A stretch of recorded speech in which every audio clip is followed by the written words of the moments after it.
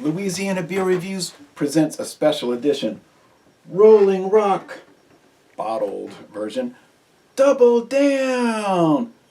33. 4 point. Why does it say 33? I don't know, but the description on the back has 33 words in it, so that could be something to do with it.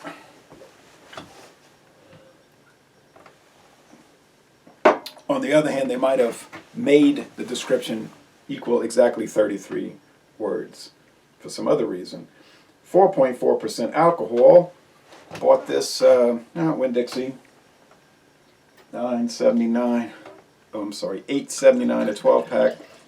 It says extra pale lager, and it is extra pale. It's brewed with water, barley malt, corn, and rice, or dextrose maltose syrup. So it may use corn and rice, or it may use corn and some other thing that does the same job as rice, as meaning a filler, a bulk ingredient that probably won't give it a whole lot of flavor. Now, back in 19 something, I bought this little short neck bottle of Rolling Rock, and it had a taped on paper label. Not taped on, glued on, I'm sorry, adhesive paper label with the description on the inside of the label. It was odd. This company was founded in 1939. Okay, so here they're saying water, malt, rice, corn, hops, and brewer's yeast. Okay, this is the old Latrobe Brewing Company days before the Anheuser-Busch buyout. Water, malt, rice, corn, hops, and brewer's yeast. Okie doke. Now, I never liked it back then because I found it had a strange, like, chalky undertaste. Oh, and you can in some parts of the United States, not too many parts, get the Rolling Rock Amber Lager, which used to be sold here, but no longer. And a friend of mine loved it, and we tried to contact the company and say, y'all ought to bring it out here. And they said, nah, there's just no market for it. And basically, we're not going to do that for one person who likes it. Rolling Rock, they weren't ugly about it. They just, so that's the reason. Rolling Rock Premium Beer. Here's a strange can design I bought back in 2012.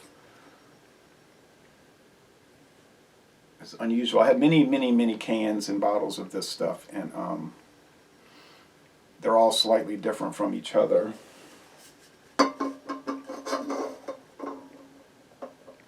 This modern bottle just gives a list of the breweries, all the 12 Anheuser-Busch breweries.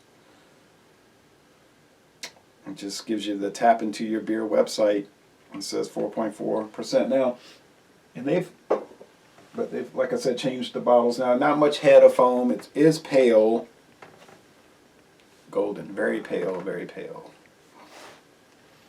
extra pale. I said it had a paper taste. But I want to think about that a little bit more, and I want to know if it's really a papery taste or if it's something to do with the hops that's throwing me off. Now, so it's clear, fizzy yellow stuff, as people say.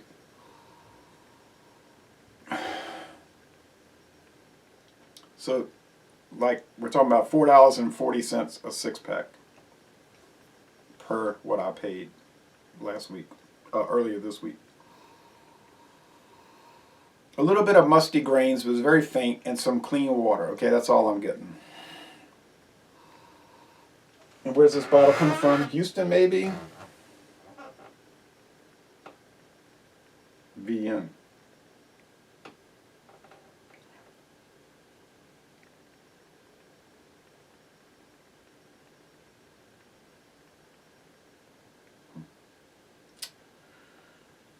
Not sure about that. 17252 VN 2029. Okay. So the smell is fine. It smells fine. No skunk. No skunk. Hey, no skunk. It was in that nice carton, keeping out the light.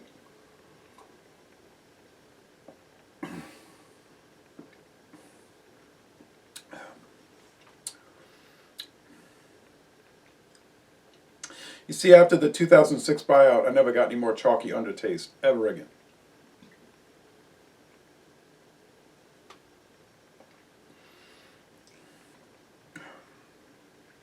There's sweetness. There's rice. I think it's rice. It tastes like boiled rice. And there might be that paperiness, but now I'm thinking that, see, the more I'm drinking on it and thinking on it, it's coming across differently to me. I think it's some kind of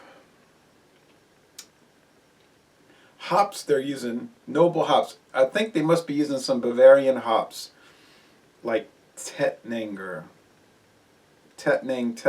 or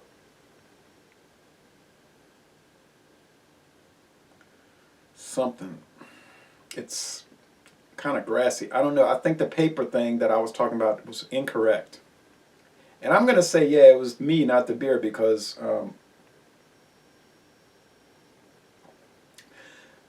it's not like they started brewing like a couple of years ago. They got it down to a science, and I'm just like an amateur that's been drinking beer since February '96. I don't have enough training or discernment to really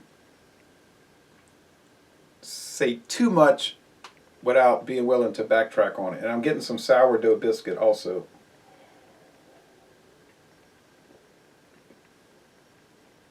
Like what you might get at Popeyes. And then there's that underneath spice, which I was saying paper, but I don't think that's the case.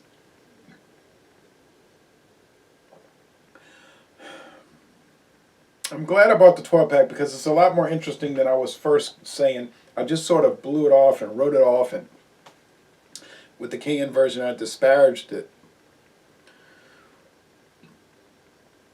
So this is sort of a revisit, double down, and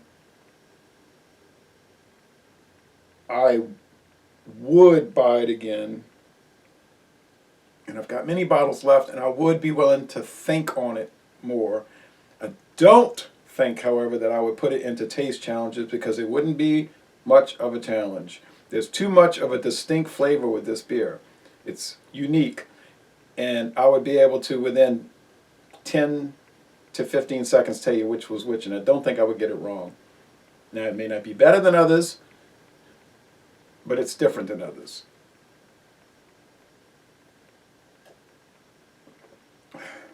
Real strong carbonation, which I like.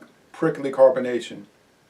It adds a lot of character to this. I think this beer would go so well with very spicy baked fish or broiled fish like flounder.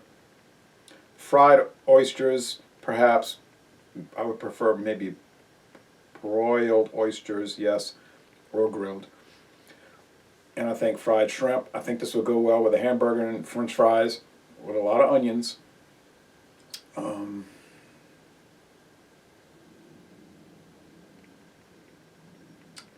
Spaghetti and meatballs. But really, in any kind of enchiladas or burritos, any kind of really spicy food, it would cut through that spice so perfectly. So I'm starting to reanalyze or reevaluate my initial statements about this beer. I got a lot of thinking to do on this. I feel funny about it. No, I mean, I don't feel funny about it. I feel funny about me and what I said about it. So, sometimes you think you know so much and you're just going to go out there on the internet and talk about blah, blah, blah, about the beer, yeah. But,